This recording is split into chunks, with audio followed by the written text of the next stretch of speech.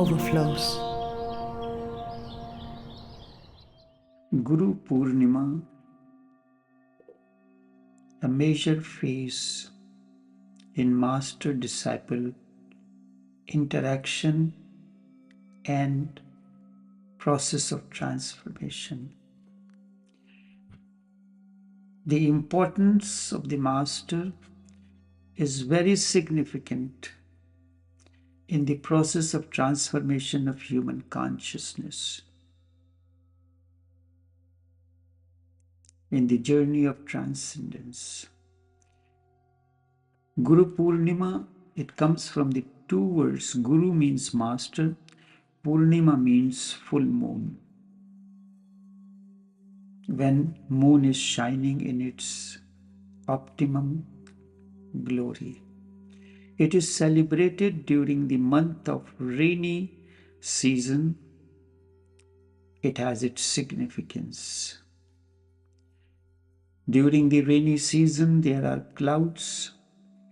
The sky is full of clouds. And because of that, the light of the sun and the reflection through the moon are beclouded. Before we go into this, it is important. There are three things which are important: the sun, the earth, and moon, and what is their significance in the life of a seeker.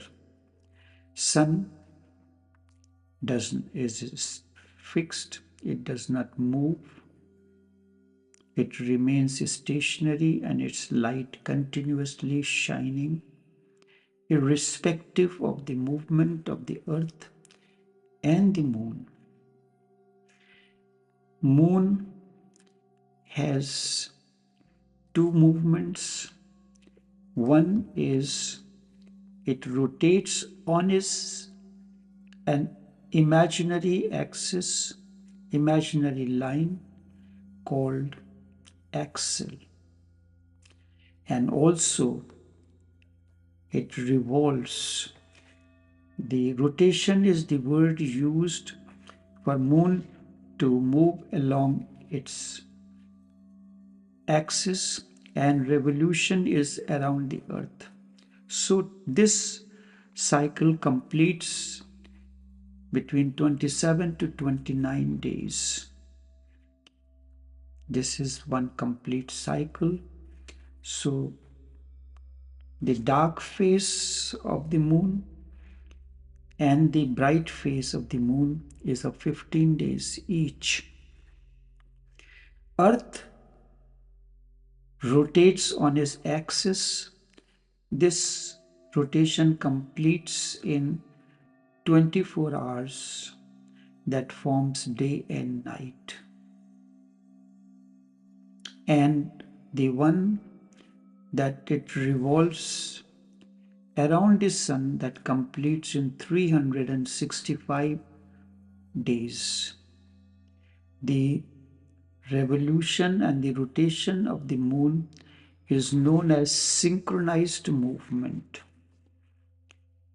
Moon is symbolic of the human mind.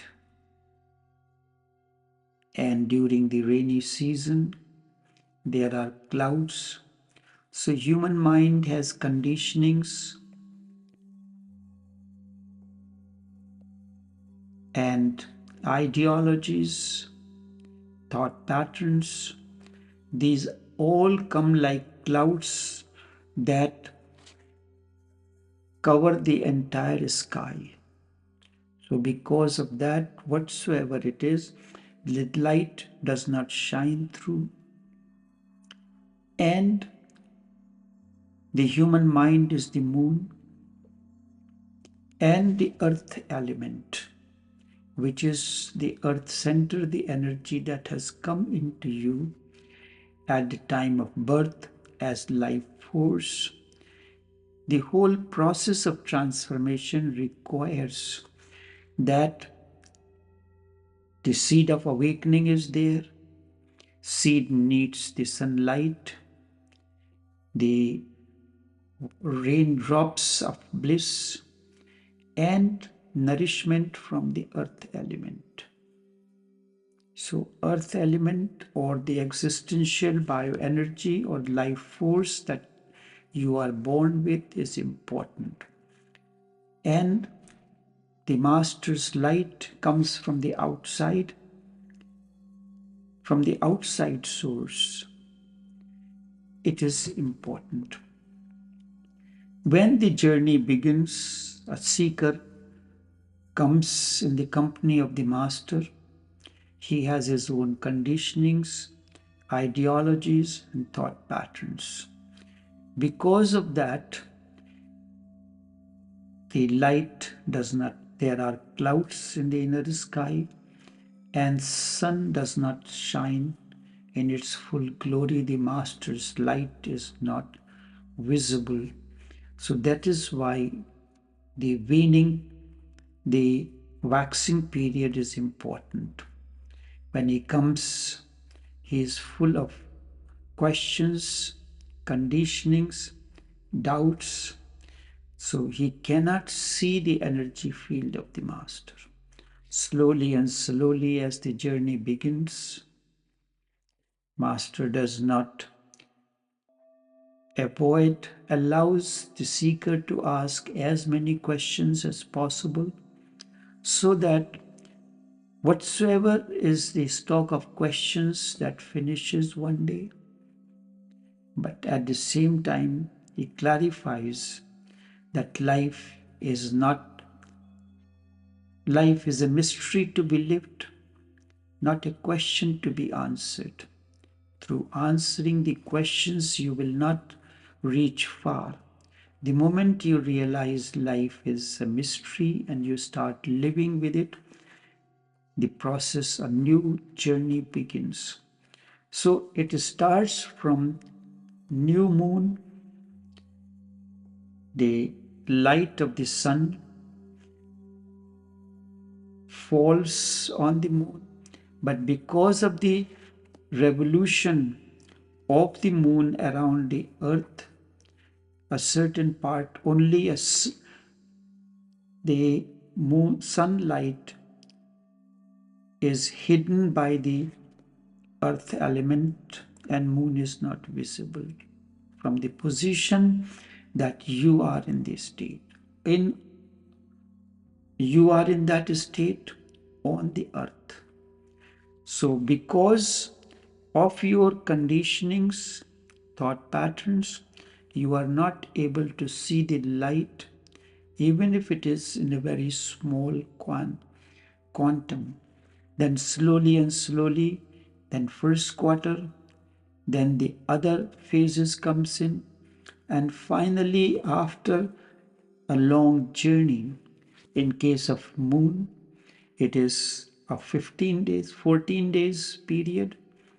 But in case of a disciple, it depends upon the love, trust, and understanding. The light of the master begins visible and starts playing an important role in the process of the transformation of the seeker. So then ultimately reaches the state of full moon. The master in its total glory, full splendor, is shining onto you, and you have acknowledged this presence around you. This is the state, as Sufis call it, drop merging into the ocean. This is the first phase of enlightenment. You have the energy that was there, the earth element, has transcended, energized the entire inner system through the yoga or tantra, whatever method you choose. The sex energy, the existential bioenergy that you come to know as sex, transforms into love. Love transforms into compassion. It becomes an understanding. The intuition is developed, and power of expression is developed, and you merge into the cosmos. You are free. It has become a door. Enlightenment comes as a door. You can now come out of the house, come out of the realm of the body into the open, wide sky, horizon. Then the second phase starts, that is known as waning period. This is where the master dissolves into you and the process is completed. It is said along the process, first you have to abandon the logic. Life is guided by logic, conditioning, so you have to abandon that. The desire for the other world, then you have to abandon the master, because you yourself have reached to the state of awakening. You don't need for everything, every question that comes to your mind, you run to the master to seek the answer. Your intuition is developed, your power of expression is there. You understand the things on your own which you could not understand earlier. You needed the support of the master holding your hand. He carried you through the various stages. Now you are capable to continue the life on your own. This period is of 15 days in the life of the moon. It starts the waning period from full moon to new moon.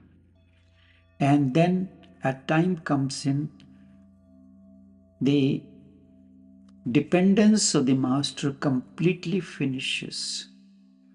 This does not mean the relevance of the master. There are two things, dependence and relevance. The child has grown up. For little thing, he needed the mother's milk to nourish and nurture him. And then he starts eating solid food.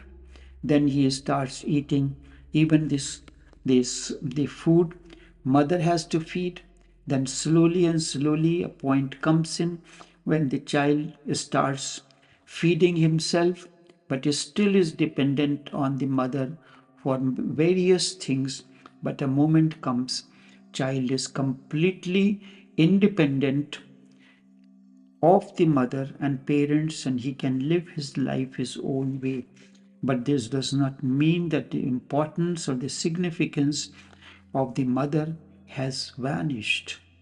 The dependence vanishes. In the life of the master disciple, the dependence of the disciple on the master for various things must come to an end.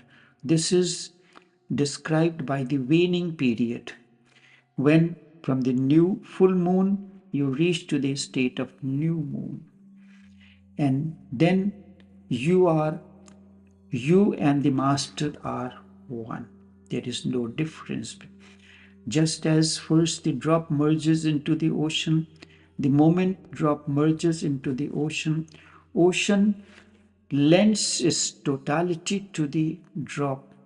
It's qualitatively, the drop becomes oceanic. This is the significance of the master disciple interaction and relationship, how they interact and how the journey of transformation continues. So, wish you all a happy and understanding of the master disciple interaction through this spiritual festivity of Guru Purnima. Blessings to each one of you.